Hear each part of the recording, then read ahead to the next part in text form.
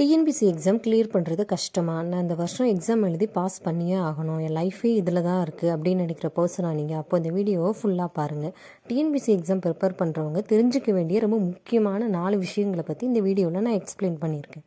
First நீங்கள் எந்த எக்ஸாமுக்கு ப்ரிப்பேர் பண்ண போகிறீங்கன்னு டிசைட் பண்ணி உங்கள் கோலை ஃபிக்ஸ் பண்ணி வச்சுக்கோங்க. இப்போது குரூப் 2ல் காம்படிஷன் கம்மி, ஆனால் 2 எக்ஸாம் எழுதணும். குரூப் 4ல் சிங்கிள் எக்ஸாம் தான், ஆனால் காம்படிஷன் அதிகமாக இருக்குது இல்லையா? அதுக்காக எந்த எக்ஸாமுக்கு உங்களுக்கு பொட்டன்ஷியல் இருக்குது கிளியர் பண்ண அப்படிங்கிறத செல்ஃப் அனலைசிஸ் பண்ணி ஃபஸ்ட்டு கண்டுபிடிச்சி வச்சுக்கோங்க. நான் குரூப் 4 எக்ஸாம் எழுதி விவோ ஆக போகிறேன், குரூப் 2 எக்ஸாம் கிளியர் பண்ணி தாசில்தார் இல்லை ஆர்ஐ ஆக போகிறேன் அப்படின்னு உங்களுக்குள்ளேயே நீங்கள் ஒரு கோலை ஃபிக்ஸ் பண்ணிக்கோங்க. நம்ம ஒரு இலக்கை நிச்சயம் பண்ணால் தான் அதை நோக்கி நம்மளால் ஓடி அதில் ஜெயிக்க முடியும். அதை விட்டுட்டு ஃப்ரெண்ட்ஸ் எல்லாம் குரூப் 1 எக்ஸாமுக்கு ப்ரிப்பேர் பண்ணுறாங்க, வீட்டில் இந்த எக்ஸாம் சொல்கிறாங்க, ரிலேட்டிவ்ஸ் எல்லாம் அந்த எக்ஸாம் சொல்கிறாங்கன்னு அவசரப்பட்டு படிக்க ஸ்டார்ட் பண்ணி பின்னாடி வருத்தப்படாதீங்க. சொல்கிறவங்க 1000 சொல்லுவாங்க, அவங்க பாட்டுக்கு சொல்லிட்டு போயிடுவாங்க. கடைசிக்கு உங்கள் 2-3 வருஷம் உட்காந்து படிக்க போகிறது நீங்கள் தான். அதனால் நீங்கள் தான் உங்களால் முடியுமா முடியாதுங்கிறத டிசைட் பண்ணணும். 1க்கு 10 தடவை நல்லா யோசித்து இந்த முடிவு எடுங்க. 2வது கன்சிஸ்டன்சி. டிஎன்பிசி ப்ரிப்பேர் பண்ணுற எல்லாருமே ஃபேஸ் பண்ணக்கூடிய ரொம்ப முக்கியமான பிரச்சனை இதுதான். படிக்க ஸ்டார்ட் பண்ணும்போது மோட்டிவேஷனல் வீடியோலாம் பார்த்துட்டு சும்மா 100% ஃபோர்ஸில் படிப்பாங்க. செகண்ட் வீக்கே பார்த்தா அது 50% ஆயிரும். தேர்ட் வீக் பார்த்தா 25%ல் நிற்கும். மந்த் எண்டில் பார்த்தா அது 0%ல் நிற்கும். 100ல் 99 பேர் இந்த பிரச்சனையை ஃபேஸ் பண்ணுறாங்க. இது எதனால் நடக்குதுன்னா, கன்சிஸ்டன்சியை பற்றி ஒரு அண்டர்ஸ்டாண்டிங் இல்லாமல் படிக்க ஸ்டார்ட் பண்ணுறதா. எல்லோரும் கன்சிஸ்டன்சினா என்னென்னு நினைக்கிறாங்கன்னா, டெய்லி 8 ஹவர்ஸ் படிக்கணும்னு நினைக்கிறாங்க. எப்போ அதை அவங்களால பண்ண முடியலையோ உடனே அவங்க டவுன் ஆகி டிப்ரெஷனுக்குள்ளே போயிடுறாங்க. இதை நானுமே ஃபேஸ் பண்ணியிருக்கேன். அப்போது இதுலேருந்து எப்படி வெளில வரணும் அப்படின்னா, 0%ல் இருக்கிறத 25% ஆக்கணும். நெக்ஸ்ட் வீக் 50% ஆக்கணும்.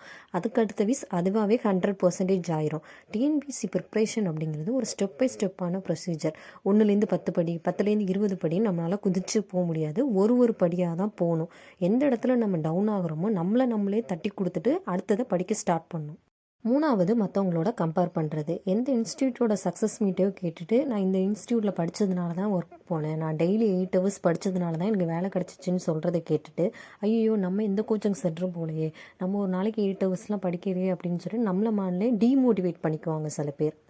நம்ம ஒரு எக்ஸாம் கிளியர் பண்ணோன்னா நமக்கு முன்னாடி அந்த எக்ஸாமை கிளியர் பண்ணவங்க எப்படி படித்தாங்கன்னு தெரிஞ்சுக்க வேண்டியது உண்மை தான். நான் அதை தப்புன்னு சொல்ல, ஆனால் நம்ம யாரோட கம்பேர் பண்ணுறோங்கிறது ரொம்ப முக்கியம்.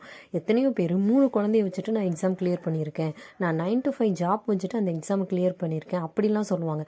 அதெல்லாம் பார்க்க மாட்டாங்க. யார் கோச்சிங் சென்டர் போயிருக்காங்க, யார் 8 மணி நேரம் படித்தாங்க அப்படிங்கிறத மட்டும் பார்த்துட்டு அவங்களே டீமோட்டிவேட் பண்ணிவிட்டு படிக்காமல். ஏன் நான் சொல்கிறேன்னா, ஒருத்தவங்க ஃபுல் டைம் படிக்கிறாங்க, கோச்சிங் சென்டர் போய் படிக்கிறாங்கன்னா அவங்க ஃபேமிலி சப்போர்ட் பண்ணுவாங்க. அவங்க ஃபேமிலி சுச்சுவேஷன் இருக்கும். சில பேரோட ஃபேமிலி சுச்சுவேஷன் அவங்க ஒர்க்குக்கு போயே ஆகணும் அப்படிங்கிற மாதிரி இருக்கும். ஃபுல் டைம் படிக்கிறவங்களும் எக்ஸாம் கிளியர் பண்ணி வேலை வாங்கியிருக்காங்க. ஃபுல் டைம் ஒர்க்குக்கு போயிட்டுருக்கவங்களும் நிறைய பேர் வேலை வாங்கினால மற்றவங்களோட கம்பேர் பண்ணாமல் உங்களுக்கு கிடைக்கிற டைமில் உங்களோட 100% எஃபோர்ட் போட்டு படிங்க.